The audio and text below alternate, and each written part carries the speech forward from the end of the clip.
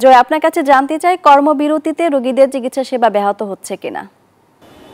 ধন্যবাদ মনি আপনাকে। এর আগেও কিন্তু তারা কর্মবিরতিতে গেছে, তবে তাদের যে দাবি পূরণের আশ্বাস পেয়েছিল তার কারণে কিন্তু তারা সেই কর্মবিরতি থেকে তারা ফিরে এসেছিল। আবার দেখছি আমরা ফের কিন্তু কর্মবিরতি শুরু করেছে।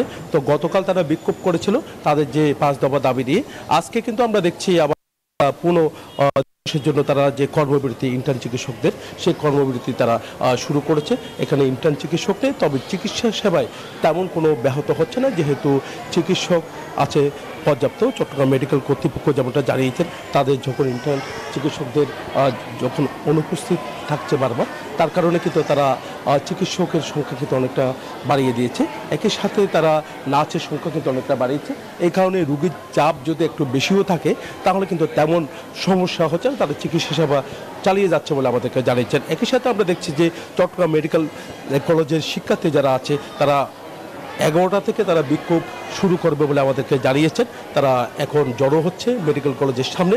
তাদের যে ক্লাস পরীক্ষা বর্জন কর্মসূচি তারা ঘোষণা করেছেন। তাদের ইন্টার্ন চিকিৎসকদের যে দাবি, সেই দাবির সাথে একত্রতা ঘোষণা করে তারা বলছেন যে তাদের যে দাবি সেটি অনেকটা যৌক্তিক দাবি। এই কারণে কিন্তু তারা ক্লাস বর্জন করেছেন। তারা বলছেন তাদের সাথে কিন্তু তারা চেষ্টা করছেন।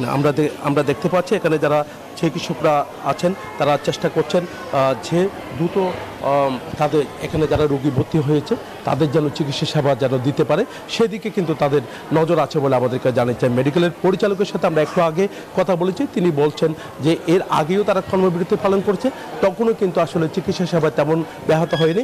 আজকে তাদের যে কর্মবিরতি, সেই কর্মবিরতির কোনো প্রভাব পড়বে না বলে তারা জানিয়েছেন। এই ছিল আমার এখানকার সর্বশেষ। ফিরে যাচ্ছে স্টুডিওতে মনির কাছে।